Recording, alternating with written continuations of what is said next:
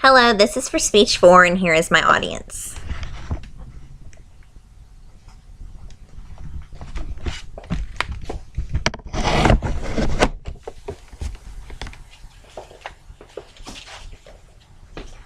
Did you see what she just posted? I cannot believe his relationship status changed. I got 18 likes on my photos. Does that sound familiar? If you haven't noticed, it's a very common conversation that we have on a regular basis. In our workplaces, at school, and in common areas just hanging out with friends. When you go to dinner, you see families sitting there at the table. All of them are looking at their phones. That phenomenon and those phrases and comments are used in everyday language just because it's something that we all experience every day.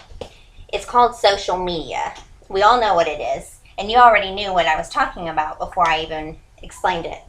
In 1971, the very first email was delivered. After that, more than 40 years later, we now use communication involving tapping a screen on a phone, using letters on a keyboard, or just going onto our tablets and tapping a Facebook app, hitting a like button on Facebook to tell our friends that we like what they posted. 1 in 4 people use social media worldwide now. Social media is used to post statuses, to like pics, to go on and tell how you feel that day, or even post a picture of your lunch from now on. Originally, social media was used to connect family and long-distance friends, but now it's being used to even find complete strangers and connect with them, as well as your enemies, just if you want to see what they're up to. Social media, what does it include?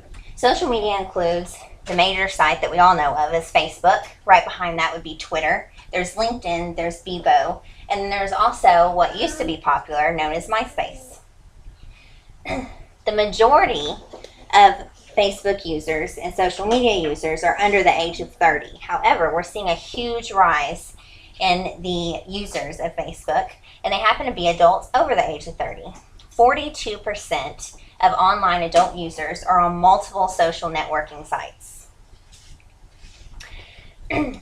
Research studies show that we actually do 7.6 hours a month of using social media, with the majority of it using our cell phones, which means we sit in a doctor's office while we wait. When we're waiting for our friends, we sit there and we get on Facebook. A lot of those 7.6 hours are also used when we're eating dinner with our families. We're supposed to be having a conversation with our loved ones.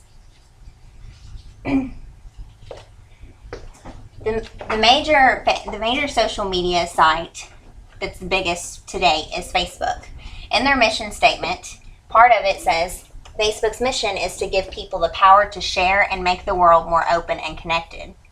But what they're actually doing, by making the world more open and connected, they're actually making you very less separated when it comes to your families. You're actually spending more time looking at what everybody else is doing online than actually having a face-to-face conversation. They do bring options to the table of connecting long-distantly, but what have you noticed about yourself when you log on to Facebook?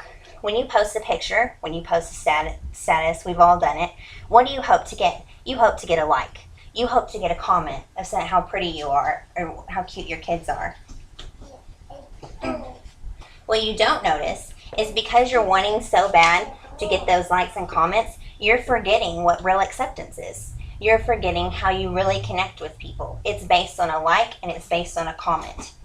In a 2012 study, Medical News Today stated that Facebook use may feed anxiety and increase a person's feelings of inadequacy.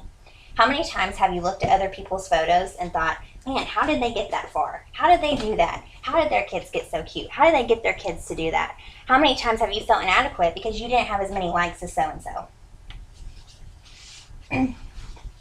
What happens is after becoming this, we become addicted to seeing what is on our social media sites. 65% of American Facebook users log on to the site daily. 40% log on to the site multiple times a day. I was one of those 40%. In a statement by Dr. Shannon M. Rauch of Benedictine University, she explains perfectly why we continue to use Facebook, why we continue to log on multiple times a day, and why we care that we get those likes and comments.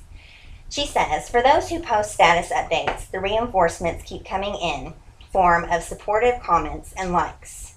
And of course, we know that behaviors that are consistently reinforced will be repeated. So it becomes hard for a person who has developed this habit to simply stop. Another researcher found that using Facebook may even make us miserable. Even though we don't know it and we think that we're not miserable, we actually notice that we feel more negative by looking at Facebook and seeing how many likes somebody else gets. We don't realize that the true meaning of acceptance, the real form of communication, is there and is not there in social media. We instead have a false sense of having an actual conversation with someone else.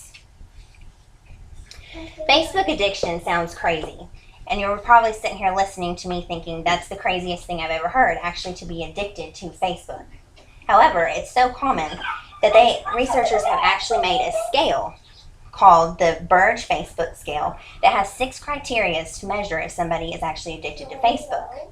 With 900 million users, Facebook is very addicting. So the solution to this, how do we fix it? How do you get away from social media? 2 months ago, I realized very quickly that I was actually having a problem getting off Facebook. I was always on Facebook.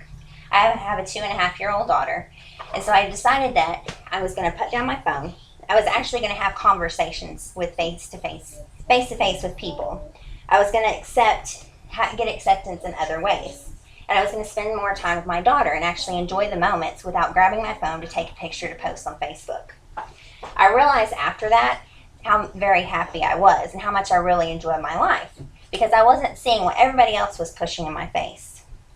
Put your phones down. Look up. Actually like and share with others face to face.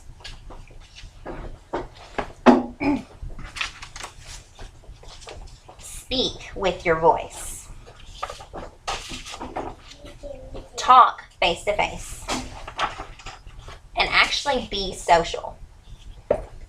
What the phenomenon is today, called social media, we're realizing very quickly that media is called social media is not very social at all. It's about as unsocial as you can get. Get away from social media. It's not social. It's very unsocial. Thank you.